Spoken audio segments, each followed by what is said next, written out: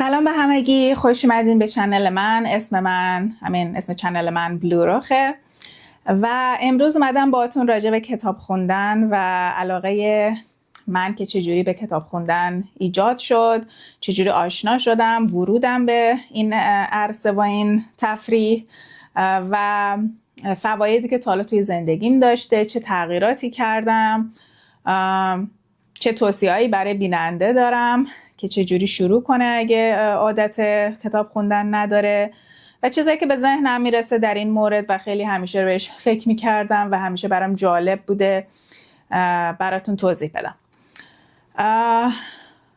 حالا مثلا ما میدونیم توی جامعه ایرانی خیلی آمار هست که ایرانی‌ها خیلی کم کتاب میخونن، اصلا کلا چیز خوندن، حتی روزنامه، هر چیزی که خوندنی باشه آمارش خیلی کمه و دقیقه حساب میکنن، مثلا میگن مثلا چه میدونم اینقدر دقیقه در سال آمار ایرانیه، در حالی که مثلا بقیه کشورها ساعتیه، نمیدونم روزیه، اینجوری. و همیشه یه چیزیه که همه سعی میکنن مردم رو به کتاب خوندن توصیه کنن و رغبت بدن. وقتی اینجوری تو جامعه هست، خدا آدم نخواد، هیچ موقع به نظر من نمیشه. تو باید واقعا تو وجودت یه علاقه، یه اینترست و یه کششی به کتاب خوندن باشه.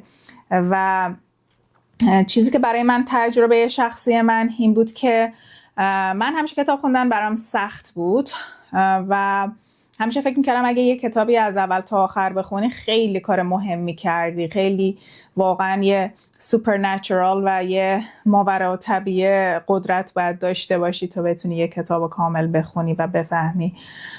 و برای من جوری که اتفاق افتاد، من خب پدر و مادری دارم که خیلی کتابخون هستن.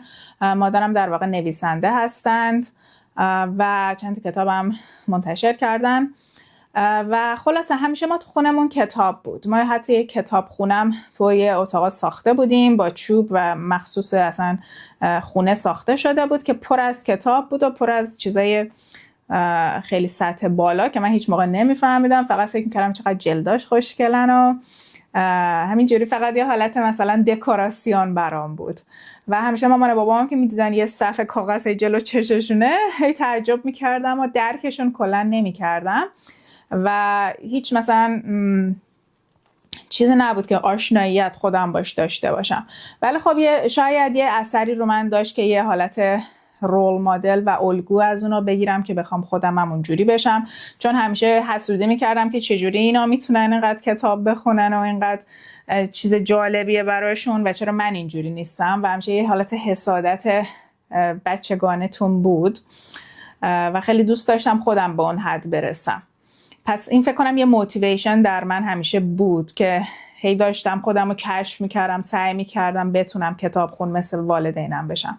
و وقتی هم بچه بودیم این همه کتاب داشتیم، این همه کتاب خوندن میدیدم، فکر میکردم بقیه خانواده هم همینطورن، مادر پدرای بقیه هم همین جورن و یه چیز نرمالی بود برای من و برادرم. و یعنی وقتی مثلا آمار مثلا ایرانی‌ها اینقدر کم میخونن کتاب و اینجوریان و اونجوریان، خیلی برام تعجب آور بود که فکر میکردم مگه میشه، من فکر نمیکردم اینقدر کم همه ایرانی کتاب یا کلا یه چیزی بخونن و خیلی ناراحت کننده بود در کل این آمارها. حالا مثل که بهتر و بهتر داره میشه و مردم رغبت بیشتری دارن پیدا میکنن و دنبال کتاب و خریدش و اینا میرن. یعنی خیلی خوشحالم اگه اینجوری هی بهتر و بهتر بشه. و حالا من چی شد؟ من توی دبیرستان که بودم خب رمان بچه ها میخوندن، همیشه رمان ها خیلی قطور بود، مثلا اینقدر قطر داشت و همیشه بچه ها میخوندن زیر میزشون. زمان ما خب مثلا موبایل و لپتاپ و این چیزا که نبود که مثلا بچه ها زیر میز با موبایل بازی کنن و کار کنن، و کاری که میکردن یه رمان یه چیزی زیر میز باز میکردن و مثلا به جای درس خوندن رماناشون رو میخوندن. خیلی مثلا نصف کلاس همچین کاری میکردن و خب اون موقع هم دخترها خیلی مثلا این چیزای عاشقانه براشون جذاب بود و میخواستن مثلا توی دنیای دیگه برن و این چیزا.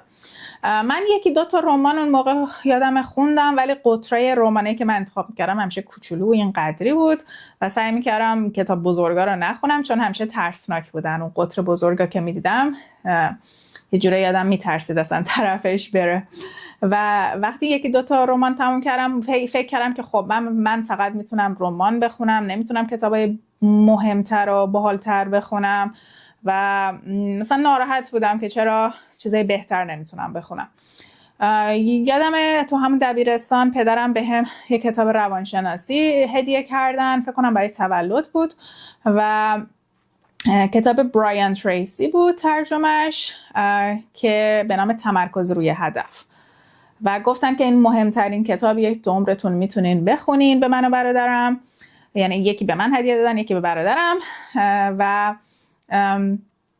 کلن هم اون اولش دیگه نوت نوشتن که امیدوارم اینو مثلا بخونید و زندگیتون رو عوض کنه و بچهای من مثلا کتاب خون بشن با این کتاب و کلا زندگیشون عوض بشه. خیلی کتاب تاثیر برانگیزیه و آیندهتون رو عوض میکنه.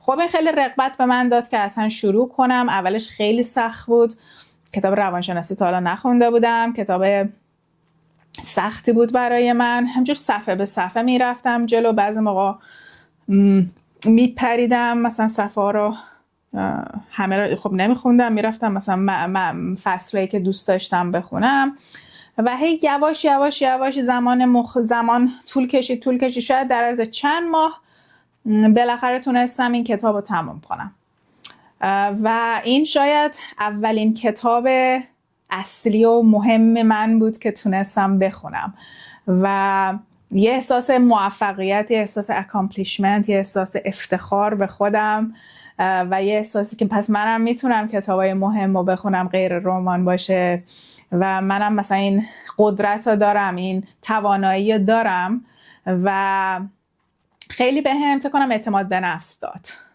از اون موقع بازم کتاب خوندم روانشناسی، مثلا بعضی ترجمه ها دیگه کم کم شروع شد ولی خیلی نبود. خیلی اصلا من فکر میکردم مثلا خیلی چیزای روانشناسی شاید دوست دارم، خیلی علاقم شاید به اونه و کلا فکر کنم در حدی که کتاب میخوندم مثلا سالی 2 تا کتاب مثلا میخوندم و حتما هم باید یه کتابی بود که خیلی برام جذاب بود و دیگه سرش میشستم و وقت میذاشتم و یواش یواش تمومش میکردم و بعضی موقع خب تموم نمیکردم. مهم نبود حالا تموم کنم یا نکنم، برحالم که یه مطالبی بخونم یاد بگیرم همین جالب بود برام.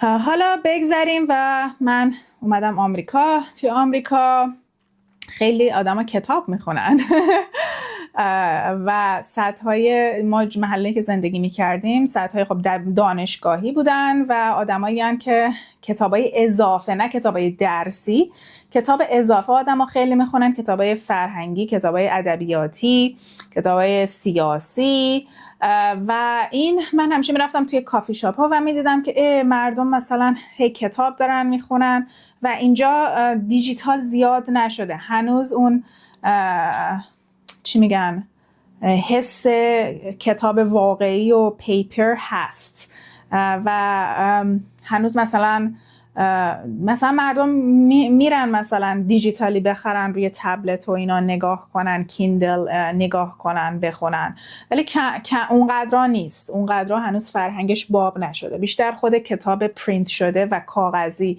هنوز تو باب و مردم میخرن و خیلی زیاده و خیلی هم خوبه، چون من کتاب واقعی بیشتر دوست دارم تا کتاب دیجیتال یا کتاب صوتی. اونا هم هستن، یعنی مردم گوش میدن، شاید هر سه رو استفاده کنن، هم کاغذی باشه، هم صوتی باشه، هم دیجیتالی روی صفحه باشه بخونن. شاید هر سر مثلا آدم ها سویچ کنن و استفاده کنن. برای من خودم کاغذی خیلی بیشتر دوست دارم چون بهش عادت دارم و کلا یه چیزیه که مثلا ملموسه برام، وقتی میبینم حس خوبی بهم میده. خلاصه اومدم اینجا و من خیلی تعجب میکردم که همه تو اتوبوس، تو قطار. مثلا خب زمان قدیم ترم بود، وقتی یه 14 سال پیش وقتی اومدم آمریکا، هنوز اونقدر موبایلم البته مد نشده بود که آدم زیاد با موبایل وقت صرف کنن و خیلی کتاب میدیدم این ور اون ور. هر جا میرفتیم که مثلا آدم ها نشستن و دارن وقت صرف میکنن برای خودشون، یه کتاب جلوشون بود و همیشه هم کتابای خیلی مهم میخونن، کتابایی که مثلا بست سلره و همیشه مثلا تبلیغ توی کتاب فروشی ها یه قسمت مخصوص دارن که این کتابا اومده بیرون، الان بهترین فروش رو داره، آدم ها خیلی دوست دارن کتابای پرفروش رو بخرن و نیویورک تایمز مثلا خیلی تبلیغ میکنه، روش مهر میزنه که من تاییدش میکنم، این کتاب خیلی خوبیه، نویسنده های خیلی خوب داریم و خلاصه یه بیزنس خیلی رو بورسیه به نظرم و همه خیلی دنبال این چیزان، هی کتاب میخرن، هی میخونن، دونیت میکنن، پس میدن. تو کتابخونه ها خیلی رونق داره، مردم هی میرن کتاب میگیرن، میخونن، اجاره میکنن، پس میدن و حالا حتما نباید خریداری باشه ولی کتابم گرونه. مثلا کتاب کوچولو باشه که خیلی نویسندش مهم نباشه از $15 شروع میشه و کتابای مهم که نویسنده مهمی داشته باشه مثلا 25 40 50 بستگی به نوع کتاب داره، نوع چاپش داره، نویسندش داره، مفهوم چیه، ولی کلا معمولا کتاب گرونه. اگه کسی بخواد تو کار خرید باشه یه بودجه خیلی خاصی باید بذاره کنار، یعنی نه که بذاره کنار، یعنی در کل یک مقداری از درآمد میره برای این تفریحی که خیلی هم تفریح مناسبیه. و اگه هم بخوای از کتابخونه بخری خب دیگه سیو میکنی و نباید اینقدر پول بدی، ولی خب همه کتابی هم اونجا ندارن و کتابای گرون هم مثلا معمولا دیگه اونجا نیست. یعنی میگم آپشنتون کم میشه توی کتابخونه، حالا همون چیزایی که میخواین دقیقا شاید نباشه. یعنی دیگه کلن یه چیزیه که بیزنسش و درآمدش و خرج و مخارجش بالاست و هم خیلی دنبالشن. خیلی از آمریکایی‌ها دنبال علم آموزی‌ان، همش میگن چه کتابی دارم میخونم، برای هم مثلا کتاباشون رو توضیح میدن. من حتی همخوناییایی که دارم مثلا با هم میریم توی کافی شاپ، با هم دور هم کتاب میخونیم و یه جوری با هم باند میکنن آدما و با هم نزدیکتر میشن و همش بحث اینه که چه کتابی میخونی، اون میگه توصیه میکنم اینو بخون، راجع به این حرف میزنه، هی توصیه های کتاب به هم میکنن و کلا یه فرهنگ خیلی قشنگیه که امیدوارم تو ایران هی بیشتر بشه اینجوری، اونجا هم شبیه هم اینجا بشن از لحاظ علم آموزی و کتاب خوندن، چیزی که من یادم اونقدر نبود تو ایران و میشنویم آمارها رو. خلاصه من دیگه اومدم اینجا و دیگه یه حالت فرهنگ شد برام که ببینم مثلا این اینجوریه، ولی خب سخت بود خوندن کتاب، به خصوص انگلیسی. من دیگه چیز نداشتم دیگه، اون دسترسی به کتابای فارسی نداشتم دیگه، اینجا کتاب فارسی نبود، یه چند تا کتاب فارسی آورده بودیم که دیگه همش هم خونده بودم و ایرانم که نمیرفتم و بیام کتاب بخرم و خلاصه تنها آپشنام و بهترین موقعیت هم کتاب انگلیسی بود. خب کتاب انگلیسی خیلی سخت بود اولش خوندن، ولی هی من خودم رو زور میکردم، با زور سعی میکردم بخونم. خیلی کلمات بود نمیفهمیدم، گیر نمیدادم به کلمات که حتما برم حالا زود بفهمم معنیش چیه، مگه اینکه کلمه‌ای بود که خیلی مهم باشه تو فهم اون مطلب. و سعی میکردم چون میدونم خوندن خیلی کمک میکنه به نوشتن و ما اون موقع باید انشاءای مهم مینوشتیم و میدونستم که حتی تو کلاس ها بهمون کتاب مخصوصا میدادن توی کلاس های دانشگاه که مثلا میگفتن این کتاب باید بخونیم بعد راجبش حرف بزنیم و اینا یه جوری منو آشنا کرد با کتاب خوندن به زبان انگلیسی. مجبور بودم اولش و علاقه اون قدرا نداشتم. یادم یک کلاس انگلیسی، زبان انگلیسی رفتم و یه کتاب خوندیم راجب سرخپوستا که چقدر الان بهشون سخت میگذره، کشور کشور آمریکا نمیدونم قبیله هاشون رو خیلی کنترل میکنه و این چیزا. و خیلی اون کتاب برای من خوندنش سخت بود، خیلی وقت برد. مثلا بقیه بچه ها تون میخوندن، من خیلی برام طول میکشید ولی مجبور بودم این کتاب بخونم، چون که بعدا ازش سوال میشد و یه بحث میشد تو کلاس و بعد میدونستم. فصل فکر کنم میرفتیم هر جلسه جلو. و وقتی این کتاب تمام شد، کتاب انگلیسی، فکر کنم اولین کتابی بود که به انگلیسی تمام کردم و خیلی حس خوبی داشت و به هم این قدرت و این اعتماد به نفس داد که میتونی تو کتاب انگلیسی هم پس بخونی.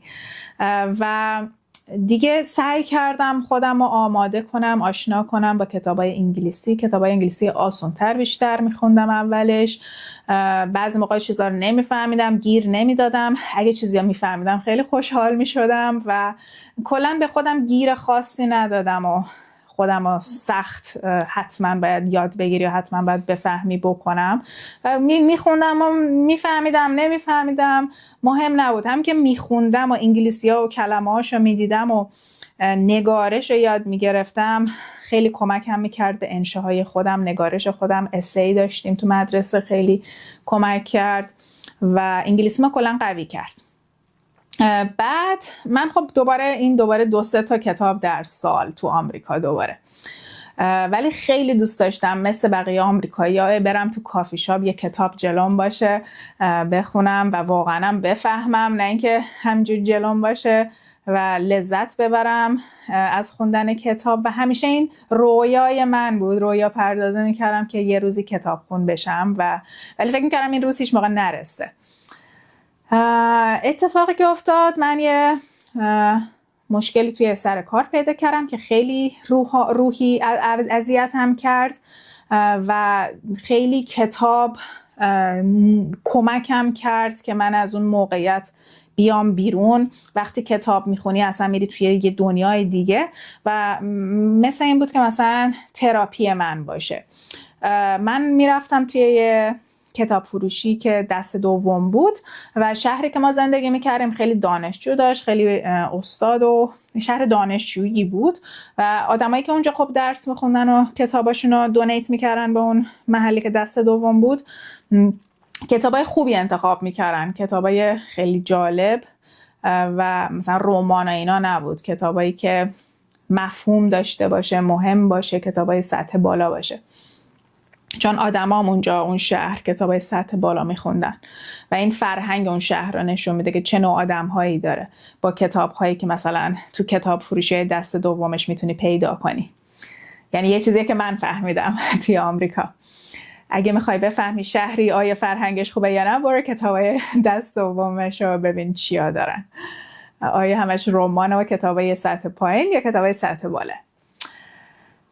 نمیگم رمان چیز بدیه، ولی خب چیز سطح بالایی هم نیست، فقط برای وقت گذرانی بیشتر استفاده میشه، علمی آدم نمیآموزه به نظر من.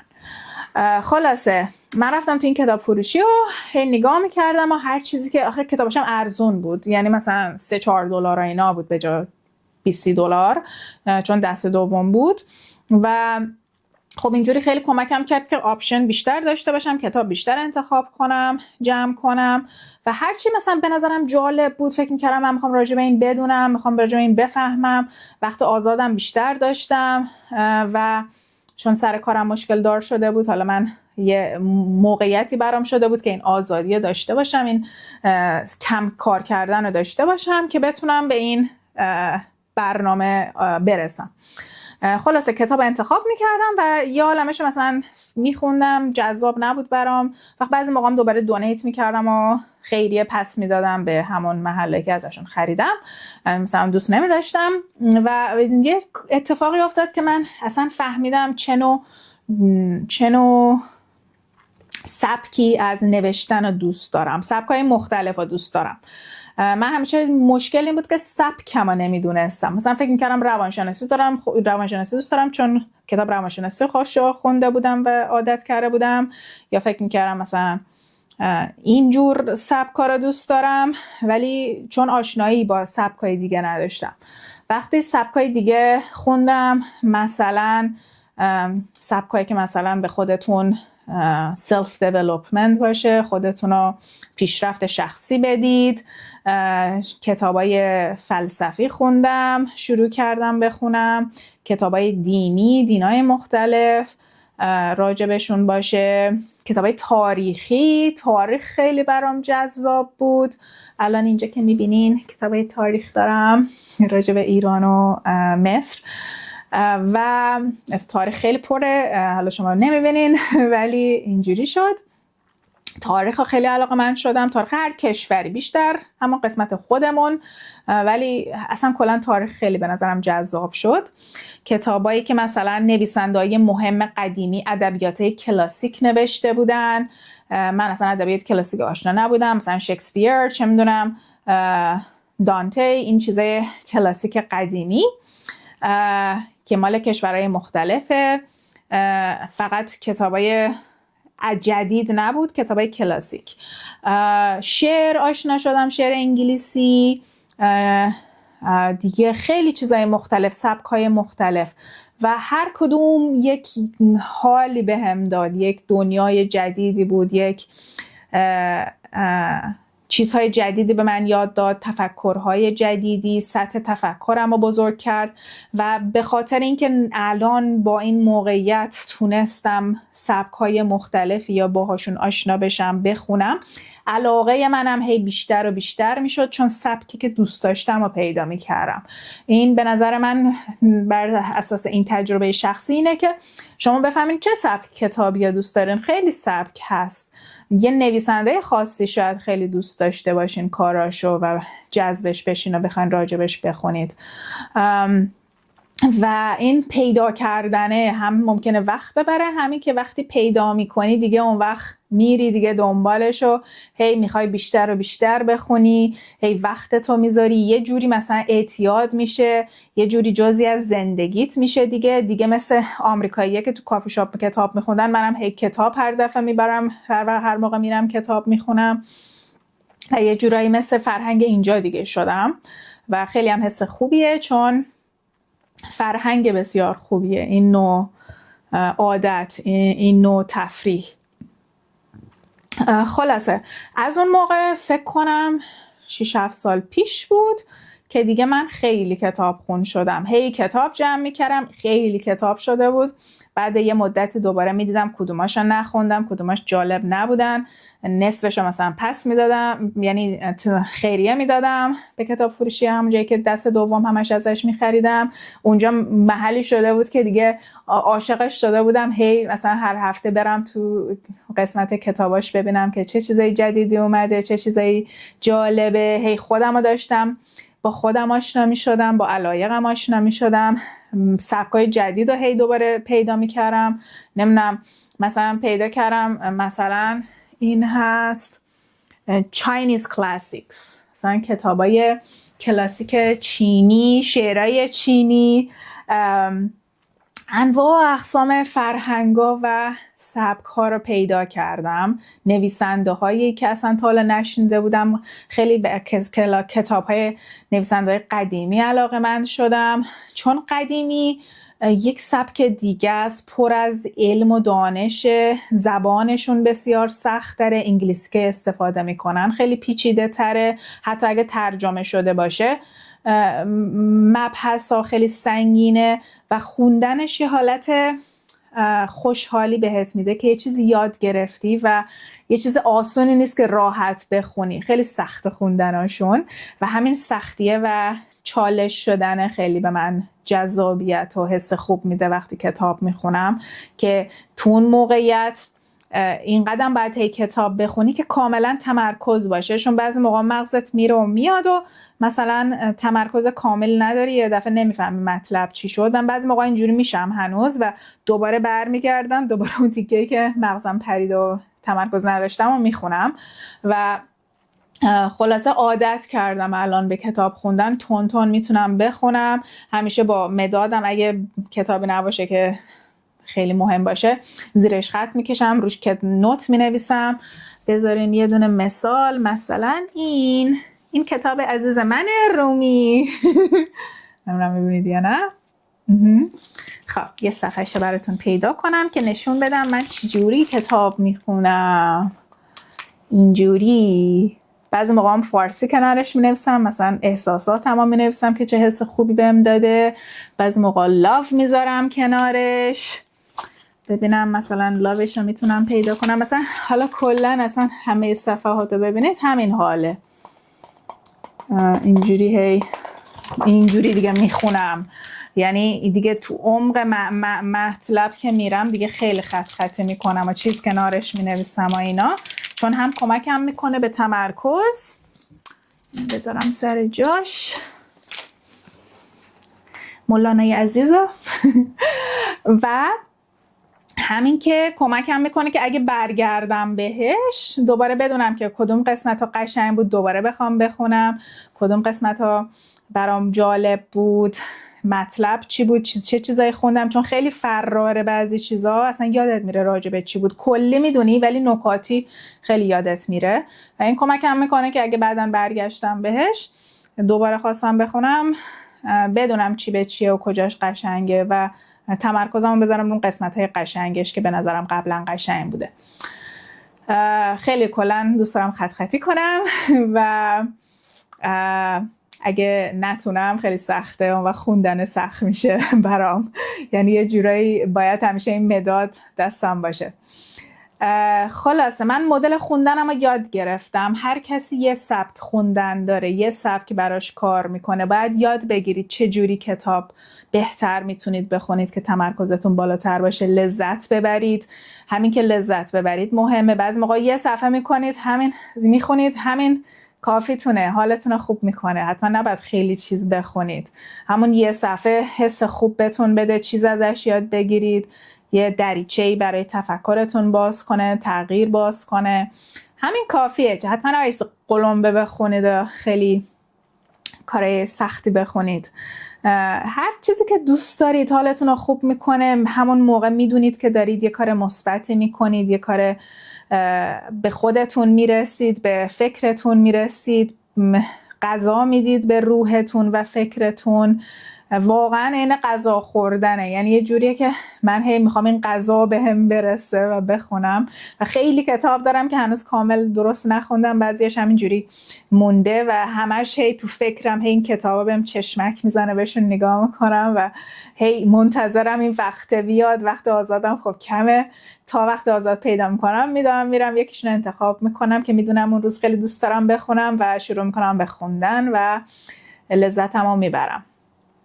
و همه این کتابا که میبینید همشون رو کامل نخوندم. یکی دو مثلا بگیر کتاب از اول تا آخر من دیگه نمیخونم، من چون خیلی هم زیاد شدن، هم علایقام زیاد شدن، هی از این میپرم به اون. بعضی موقع یکم از این میخونم، یکم از اون میخونم، ببخشید بینیمم یکم میخوره و کلا خیلی پرشم زیاد شده. ولی خب این سبک منه.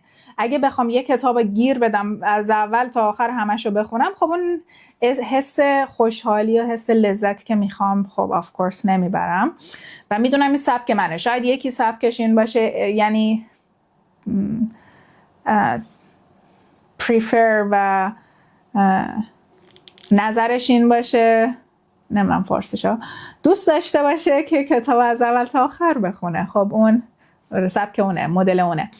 پس باید بفهمید. حالا من نتیجه گیری بکنم از حرفام اینه که کتاب خوندن سخته، اولش خیلی سخته، ولی اگه یه کتابی که دوست دارید و مثل من تمرکز روی هدف از اول تا آخر بخونید، این دریچه آسون بودنه و اینکه یه چیز بزرگ براتون باشه، جلو فکرتون باشه، یه کوه باشه ازش ساختین، میفته. این کوه خورد میشه و دیگه اون ترسه میفته.